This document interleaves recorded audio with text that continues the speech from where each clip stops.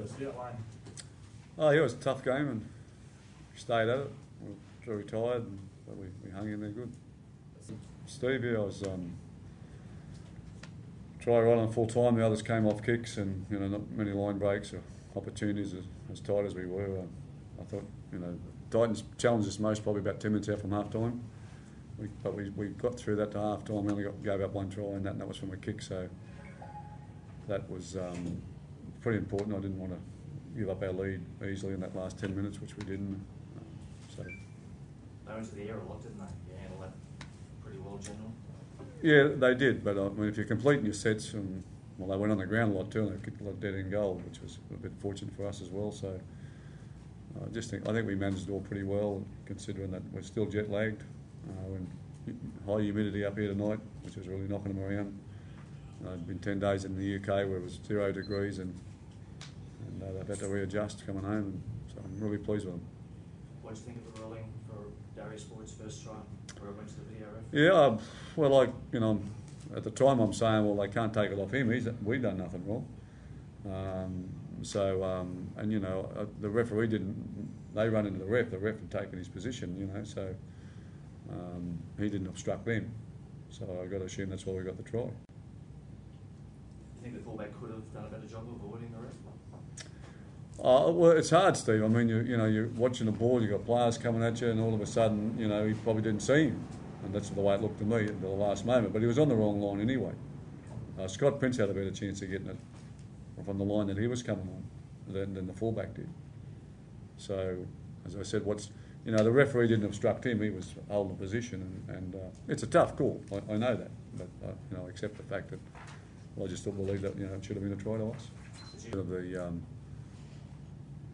Of the tackle player getting up and running on again, I'm probably in favour of that. It's a pretty harsh penalty against you. Sometimes you don't even call it, and sometimes you're not sure whether you tackle or not.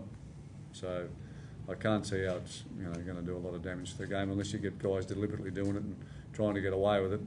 I think that'll happen. So it's pretty harsh when you're carrying the football to have a penalty against you for that on that call when there's only one guy on the tackle, and as I said, you hit the ground pretty much simultaneously, and then all of a sudden you think you're not tackled and you get up and run and they penalise you for it. I was really pleased for him, Steve. It's a wonderful milestone, but more importantly, it means a lot if they win on the night as you get those big figures up. You can't always guarantee that, and we weren't doing it for Matt tonight. I mean, we all want him to be on a winning team tonight, but the boys went out, just did their job, and then he's got the reward. But he's I've got to say, I got mixed messages about him when I came to the Dragons, about his attitude to a few things and that. But I can't fault him in the 3 years I've been there with him. He's been outstanding, and he's a good guy to be around. He's a fun guy. He's a casual bloke, and he's best left alone in that environment without having him too much. He's a really good pro, and got a lot of respect within the team. And I thought his game in Wigan the other day was as good as a centre's game as I'd seen him play for a long time, and he was good again tonight here without the opportunities. But I just he's starting to play more like a centre now, and I like that.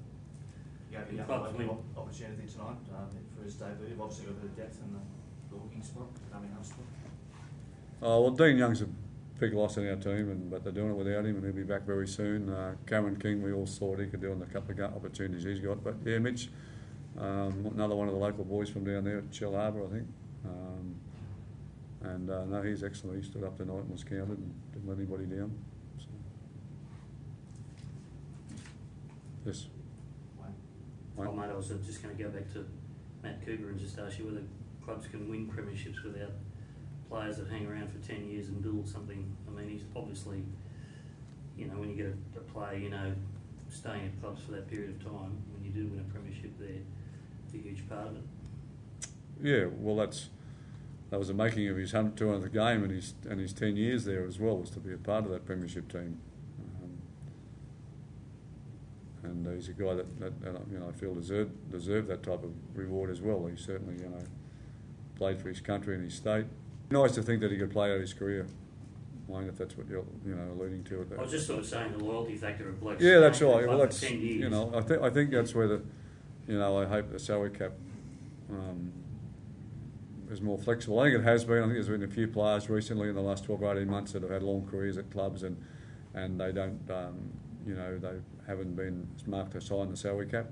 And I think that those type of players, Matt's lived there all his life. He's never played anywhere else, so I think it would be important that was a consideration given somewhere down the track, and he's got a new contract due at the end of this year. So,